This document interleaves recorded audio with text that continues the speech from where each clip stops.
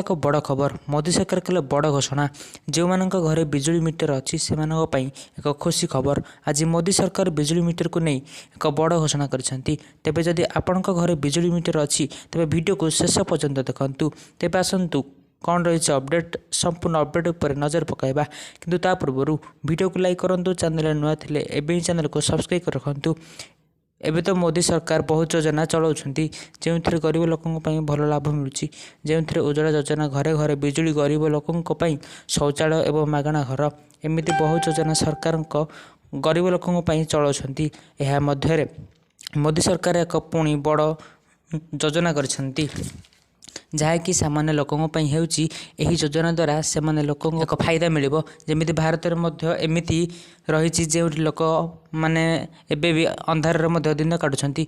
मोदी सरकार बिजुली मीटर पर एक नुआ घोषणा करिछंती। मोदी सरकार बहुत जल्दी बिजुली मीटर रे एक प्रीपेड कार्ड जोड़े जमीती आपण निज टीवी रिचार्ज करती एवं मोबाइल रिचार्ज करती सेमती आपन को सब मासरे शेष दिन रे निजर बिजुली मीटर मध्य रिचार्ज करने को पड़ो। आउ एमती लागू हेबो जे आपण जेते बिजुली व्यवहार करेंगे सेतिक मध्य रिचार्ज करेंगे। आउ जदि आपण जो आड़े जीवार थिबो ताहले सेतिक दिन रिचार्ज करने को पड़ोनी।